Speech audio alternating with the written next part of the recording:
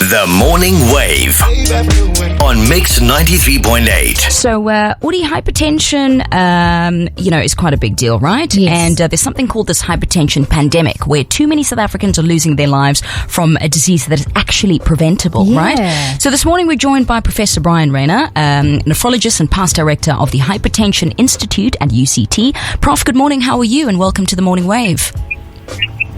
Good morning, Samantha and the listeners. I'm keeping very well.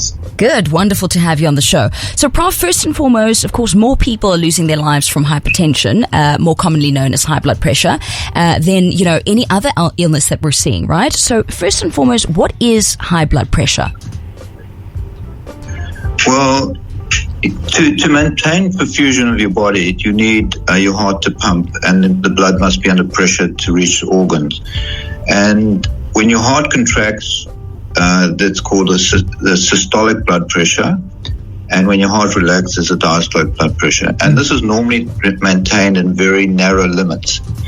But unfortunately, with our modern lifestyle and genetics and other factors, this increases and it results in hypertension. So any blood pressure reading your doctor has taken above 140, the first one, and over 90 that is consistent, then this is labeled as hypertension, which leads to stroke, heart attack, heart failure, kidney failure, even dementia and so on. So it's a really important thing to detect. And Prof, if one would go and test for this, what is a normal or good blood pressure reading? Under 130 are the top one, and under 80. Now, Prof... Please continue. And ideally, probably more like 120, 80.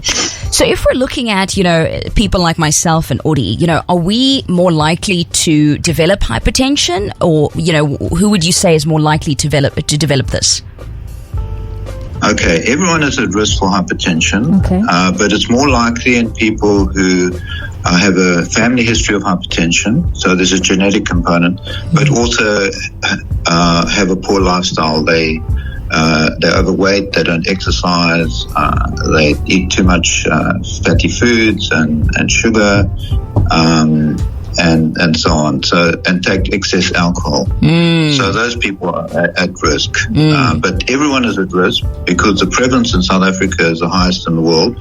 Over 4 in 10 adults have hypertension, and we're also seeing hypertension now in younger people from 18 years old upwards, and up to 5 to 10% of people in that age group have hypertension, and it affects men and women.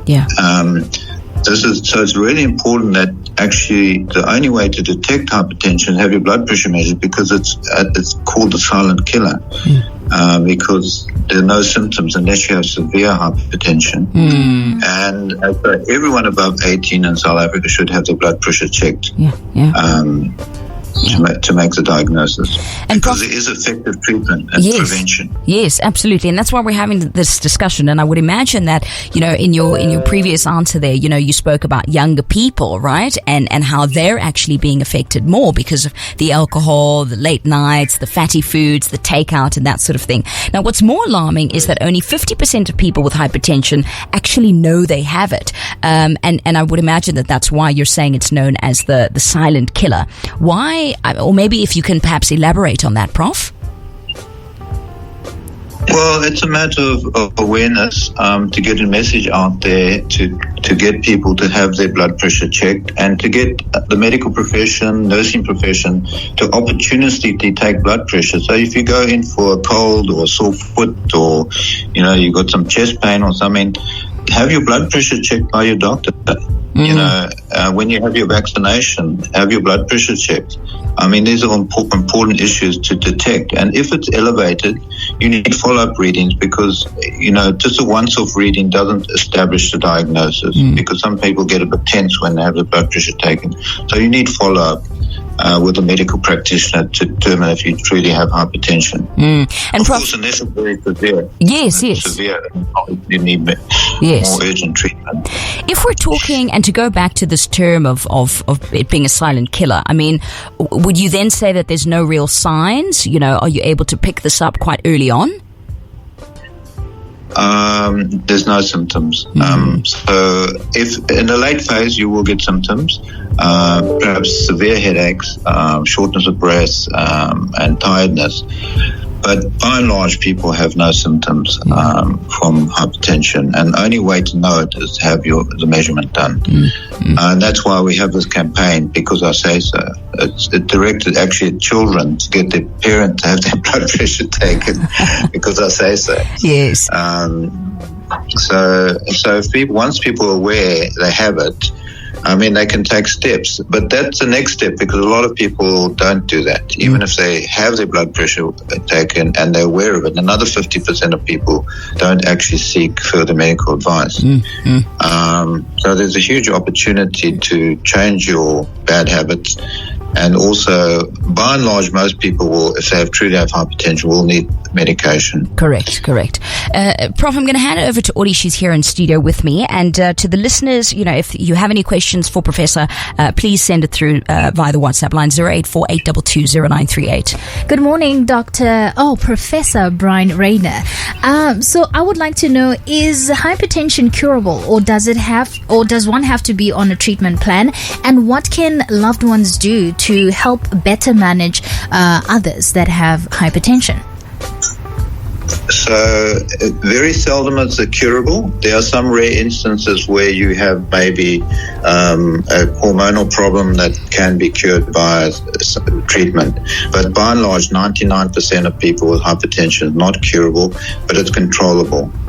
And the biggest problem is people taking the medication. I mean, we know that 30% of people by 6 months have stopped taking the medication. Wow. And so if you're not taking your medication, you won't get the benefits of preventing stroke, heart attack, and kidney failure. So people around them have to get the message to help with adherence, to make sure that people are, got full boxes and taking the medication regularly, resupplying the medication. That's often the problem. People often, when they go on holiday, they don't take the medication with them.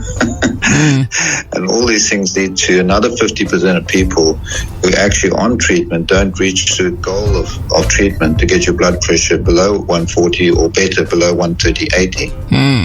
And Uri, I don't know if Professor can hear me there, but Professor, there's a question from Bridget on the WhatsApp line, and she was actually asking if certain medications can increase your blood pressure. Oh, yes, you can. Alcohol, for instance, recreational drugs like methamphetamine, or commonly known, taking excessive analgesics, like called the non-steroidal anti-inflammatory drugs like indomethacin, Voltaren. They can increase your blood pressure. In certain instances, the oral contraceptive pill can increase your blood pressure in vulnerable women. So there's a range of medication. Some antidepressants also raise your blood pressure. Oh my gosh. Certain stimulants like, cough mixtures which carry ephedrine in them may increase your blood pressure. So there is a range of medication that you should check if you have high blood pressure. All right. Professor, you also mentioned something very interesting about, hypertension causing kidney failure. And I also understand that you are in a specialty field of nephrology. How does one usually feel on the body when experiencing kidney failure? Are there any physical signs that are there on the body indicating this disease? So that's a very important issue that, again, kidney disease, by and large, not always, but by and large, people with hypertensive kidney disease only get symptoms when they lost 80% of their kidney function. So that will be irreversibly lost. So it's really important when you have a diagnosis of hypertension that kidney function is checked, your urine is checked for protein or blood, to make sure you don't have signs of kidney disease and monitoring. So the earlier you get it, treating the hypertension will largely prevent progression of the kidney failure. And it's one of the most common causes of kidney failure in South Africa. It also, if you're diabetic, high blood pressure enhances your chance of getting kidney failure from diabetes. Wow. So there's a range of things that need to be done. But kidney function monitoring must be done. A lot of medical practitioners are not doing these simple tests. We know from the Council Medical Scheme, only about 30% of people have these tests done. Yeah. So Professor, and if you've just tuned in and joined, present in late phase kidney failure, and that means dialysis, transplant, or even death. Professor, so, for those listeners who have just joined into the conversation, we're talking about hypertension. We've got Professor Brian Rayner on the line. And Professor, I'd just like to end off, because I'd like for us to chat a little bit about that campaign. How can members get involved? Listeners, where can they find this campaign, and what is it that we have to do for this campaign? I think for the campaign, because I say so, it's on Facebook. The main thing is to go out and get your blood pressure measured. Just use this opportunity of getting your blood pressure. Many people check your blood pressure. The pharmacies check blood pressure, nurses check blood pressure, your local doctor checks blood pressure, and even now their blood pressure monitors you can actually buy in pharmacies, and you can check your own blood pressure. Just beware, if you're doing it yourself, you must do it in the correct way and not do it in an incorrect way and lead to misdiagnosis. Fantastic. Professor, thank you so much for joining us on the Morning Wave, and thank you for all your service and your hard work. Professor Brian Rayner, nephrologist and past director at the Hypertension Institute of the University of Cape Town. Thank you very much, Professor, for joining us this morning. Thank you very much, and goodbye. Wonderful stuff. Any more questions and any further information, just send us a message via the WhatsApp line 084 822 0938.